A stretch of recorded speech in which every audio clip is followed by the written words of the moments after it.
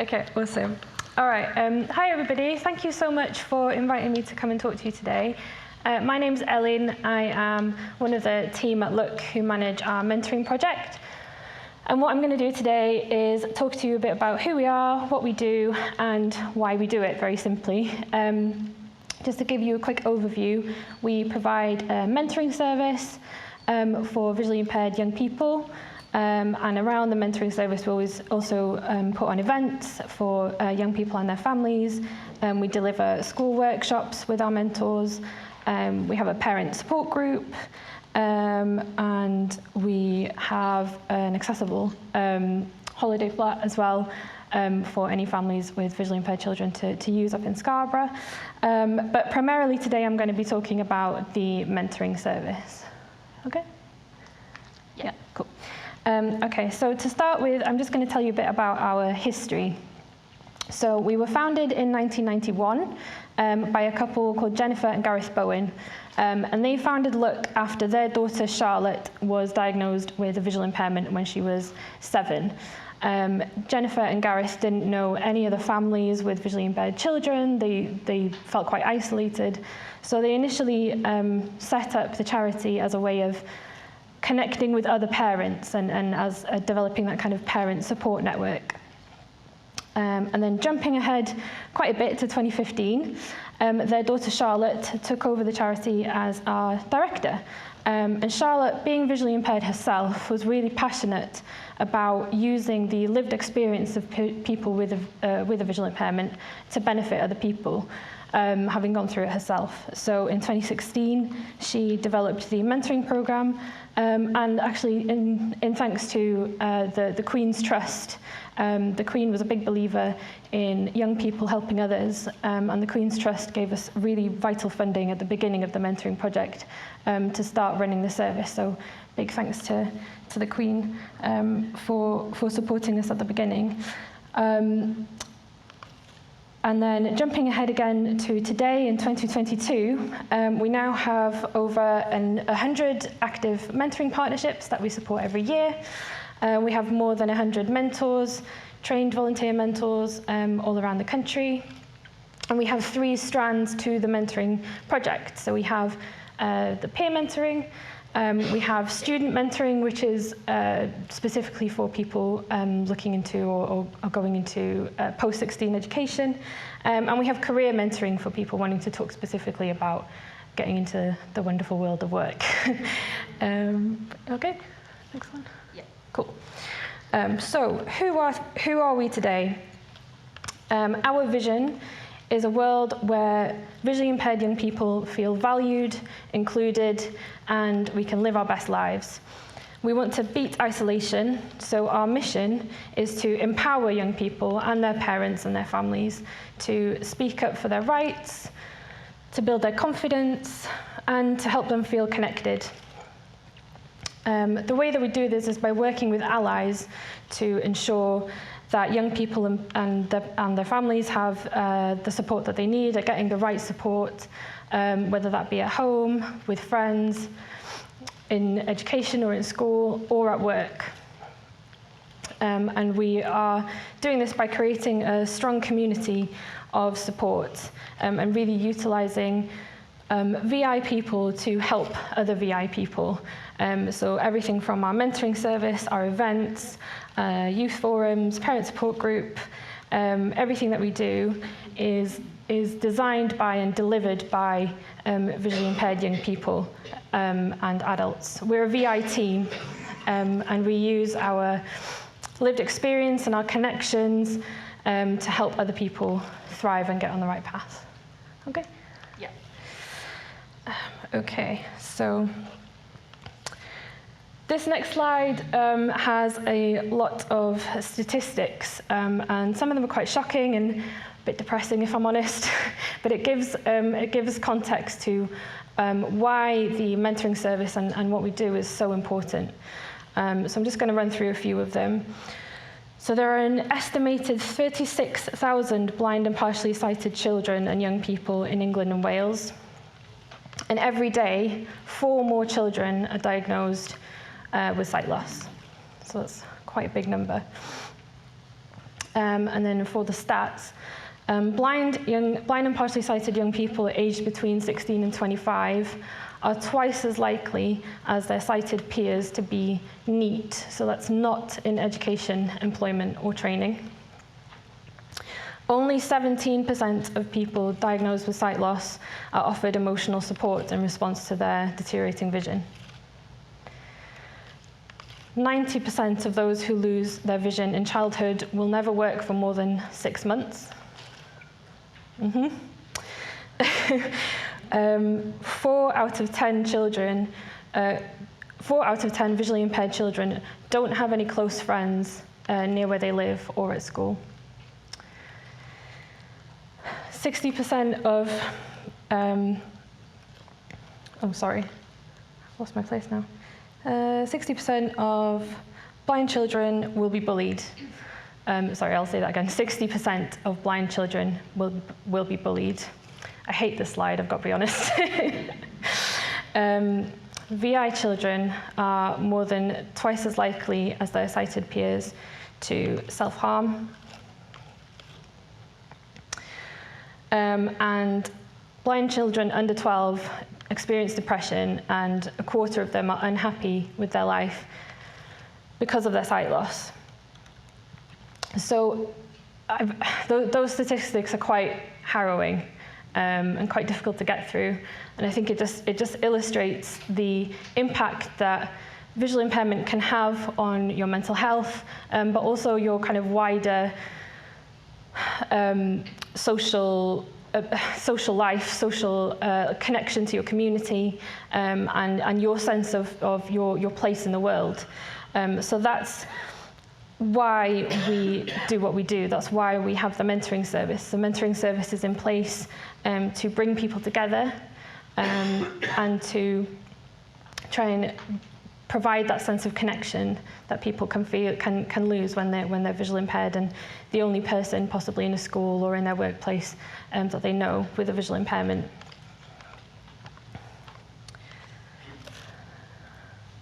Okay.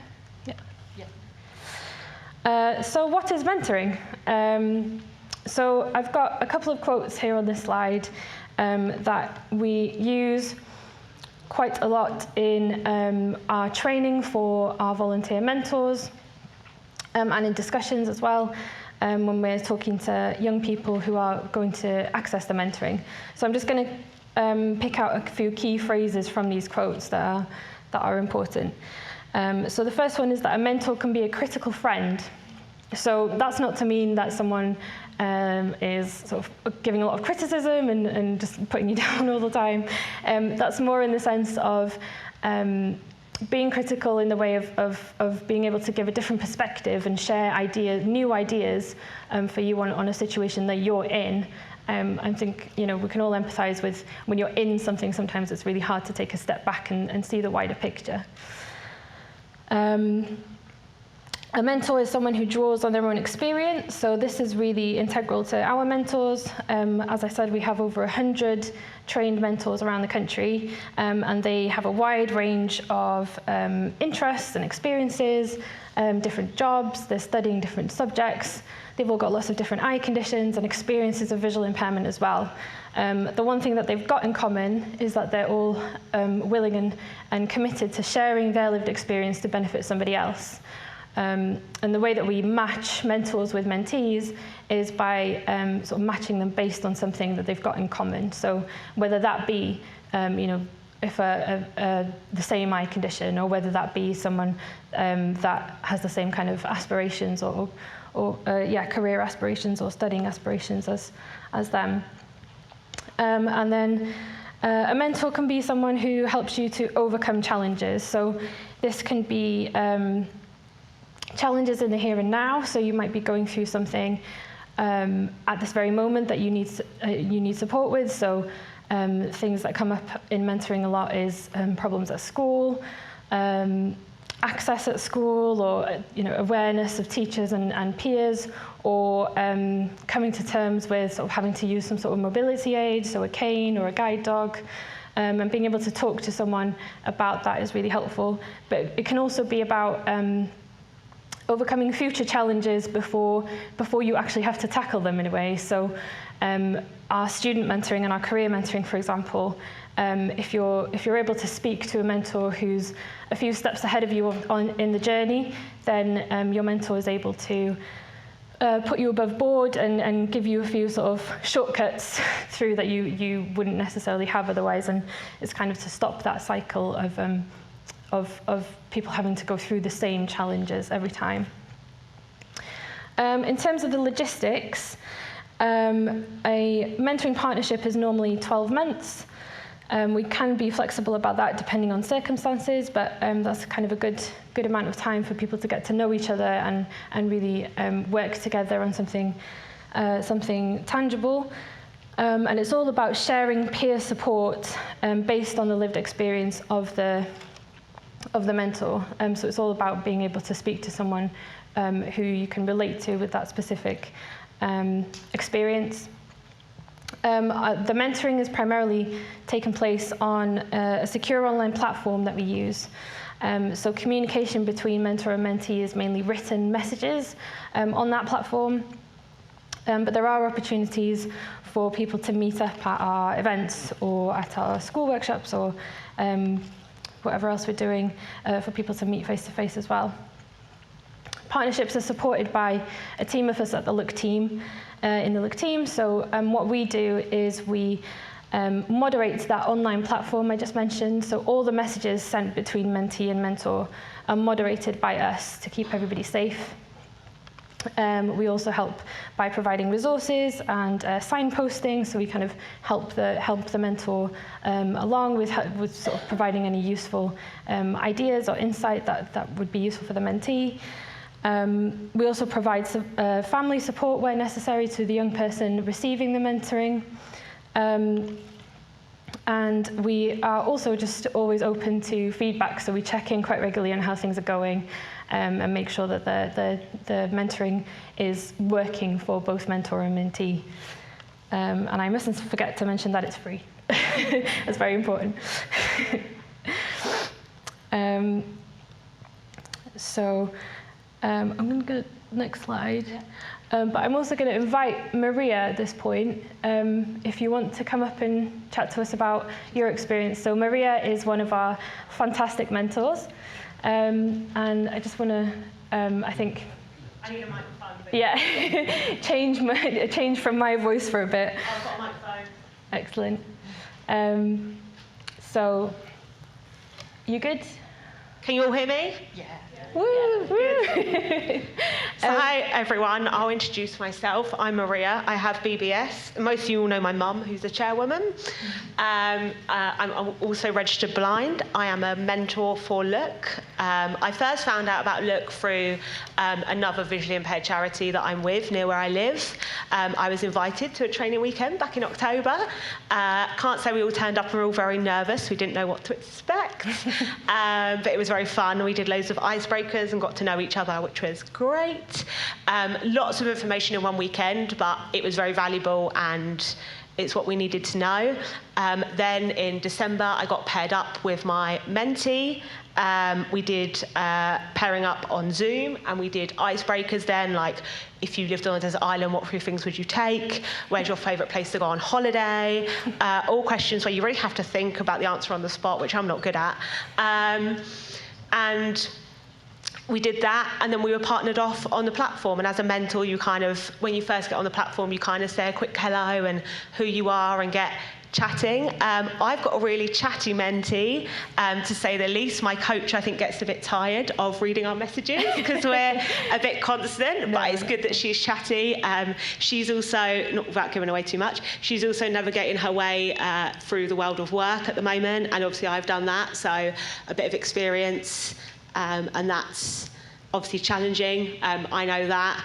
So she chats to me lots about that and work and things like that. She's just come out of college as well. So that's very challenging and adapting. But we have a great partnership. We've also met up through the mentee events that we had. We had a weekend recently where the mentees came on one of the days and we did icebreakers, we did games. we had table tennis with a ball in, which got quite aggressive, but it was really fun. Yeah. Very competitive, some of us. I'm not going to lie, my mentee completely beat me, but that's okay. We won't talk about that. But yeah, we do fun things like that, and we do days where we get to meet them. But it's mostly done on the secure platform where there's moderation, so certain messages can't be passed through if they're not. My coach that's based in Sussex can read every single message that goes through. So it's a very safe, like if you're worried about the platform, it's a very safe platform to be on.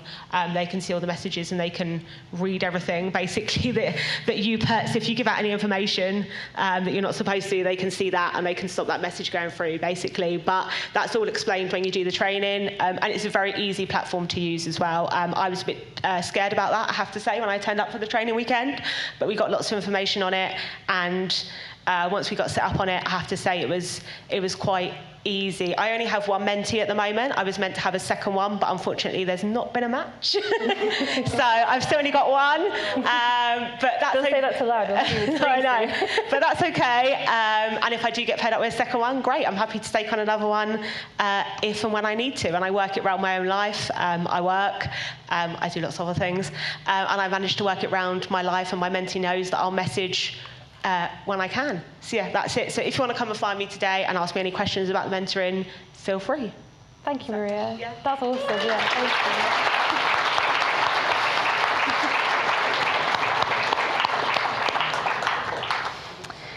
you. Okay, back to me, sorry. So not much more. But in terms of what people get out of it, so I've got some quotes up on the slides, but we'll just go through these quickly and just summarize them. So for the young person receiving mentoring, the mentee, a lot of it is about hope and reassurance. Being able to have that role model who you can really relate to is really helpful, especially if you don't know anyone else with a visual impairment. I have to say that's why I initially started as a mentor. I initially got involved with Look as a volunteer mentor myself, and I became a mentor because I think I would have found it really helpful to have a mentor when I was an angsty teenager going through sight loss myself. So it's a lot about kind of role modelling and giving hope and reassurance to that young person. Next one. For the family of the young person, mentoring can be really impactful for their family as well. Again, about role modelling, but also in terms of raising aspirations. So I'm sure you'll all be able to empathise that, you know, if you don't see people like you doing things and living their lives and achieving different things, then it's hard to imagine yourself in that role as well and imagine your future. You know, and that's what conferences like this are so amazing for, bringing people together and sharing our experiences, and that's what mentoring is so effective as well, and can be really impactful for the family of the young person so that they can help raise aspirations for that young person and help them shape their future in a really impactful way. Next one. Yeah. And finally, for the mentors. So I hope Maria would agree with me that as a mentor, you get quite just as much out of mentoring as your mentee does. And this is kind of a few different ways. So through sort of boosting employability, increasing your confidence, and just being able to connect with other people and finding that sort of network of support again.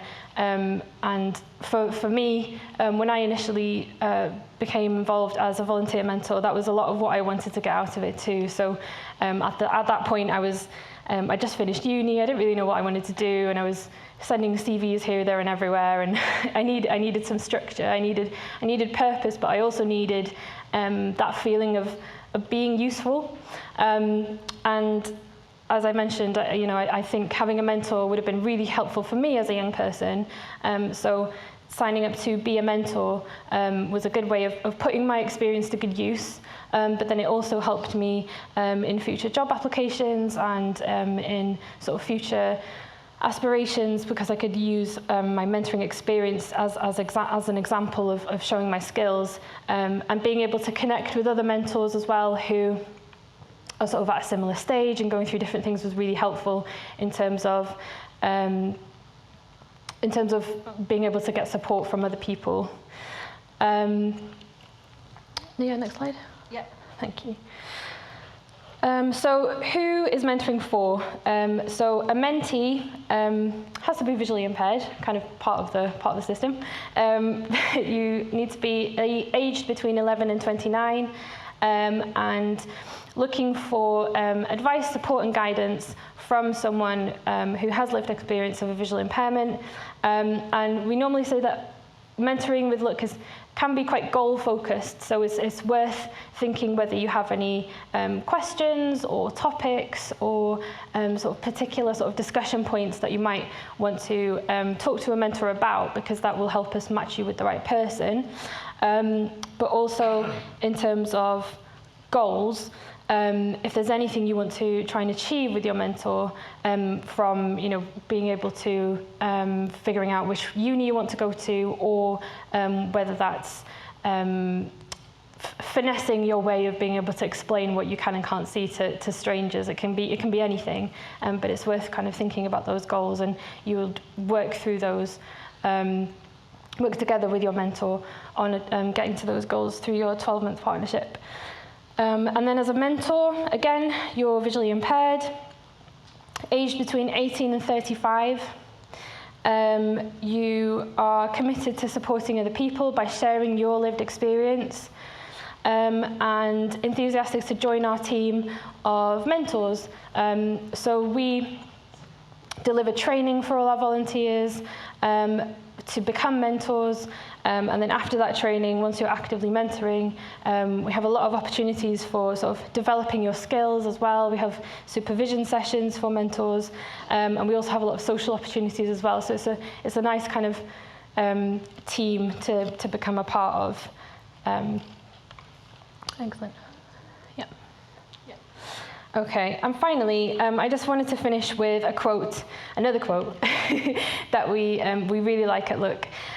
So this is all about finding your tribe, and it's just a nice quote that kind of really encompasses everything that we're about. We use it a lot in mentoring training and mentoring discussion again, just to kind of get thinking about what we're doing and why we're doing it. So the quote is, disempowerment often lies at the heart of poor mental health, and finding your tribe is vital for emotional well-being. We truly believe that the best people to support visually impaired people are visually impaired people.